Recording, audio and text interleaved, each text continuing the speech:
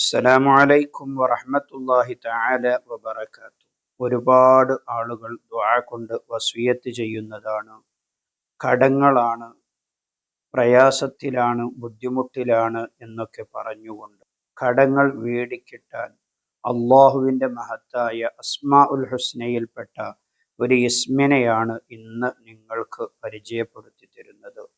ആ ഇസ്മിൻ്റെ മഹത്വം പറഞ്ഞ സ്ഥലത്ത് എത്ര വലിയ കടങ്ങളുണ്ടെങ്കിലും ആ ഇസ്മ നിങ്ങൾ ധാരാളമായി ചൊല്ലാൻ തയ്യാറാണെങ്കിൽ കടങ്ങൾ വീടാനുള്ള വഴികൾ അല്ലാഹു തആല നമുക്ക് തുറന്നു തരും. ഇൻഷാ അല്ലാഹ് ആ ഇസ്മ ഏതാണ് എന്ന് നമുക്ക് ഈ വീഡിയോയിലൂടെ പഠിക്കാം. വീഡിയോ നിങ്ങൾ പൂർണ്ണമായും കാണുക, മറ്റുള്ളവരിലേക്കൊക്കെ വീഡിയോ ഷെയർ ചെയ്തു കൊടുക്കുക, വീഡിയോക്ക് ഒരു ലൈക്ക് ചെയ്യുക.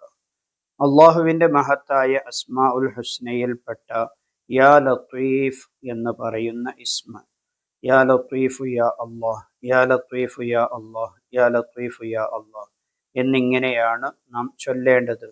129 തവണ ചുരുങ്ങിയത് ഒരു ദിവസം ചൊല്ലാൻ നാം ശ്രമിക്കണം.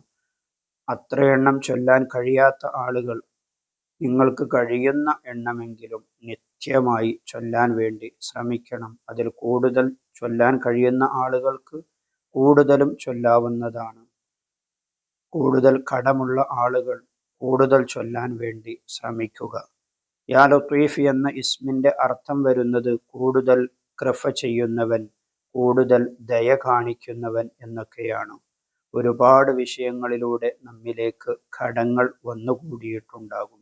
നമ്മുടെ മക്കളുടെ കല്യാണം, നമ്മുടെ വീട്, നമ്മുടെ ജോലി, ഇങ്ങനെ തുടങ്ങി ഒരുപാട് മാർഗങ്ങളിലൂടെ കടങ്ങളിൽ എത്തിപ്പെട്ടവരാണ് ഓരോരുത്തരും.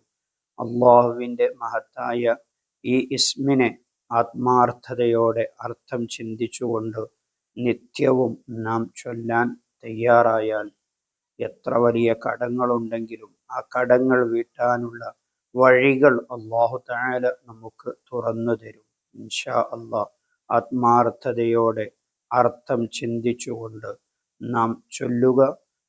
അല്ലാഹു തആല നമ്മുടെ കടങ്ങൾ വീട്ടാനുള്ള എല്ലാ വഴികളും നമുക്ക് തുറന്നു തരുമാറാകട്ടെ. ആമീൻ ബിറഹ്മതിക യാ അർഹമർ റഹീമീൻ.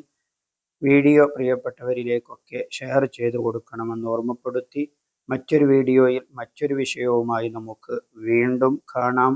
സ്നേഹത്തോടെ അസ്സലാമു അലൈക്കും വറഹ്മത്തുള്ളാഹി.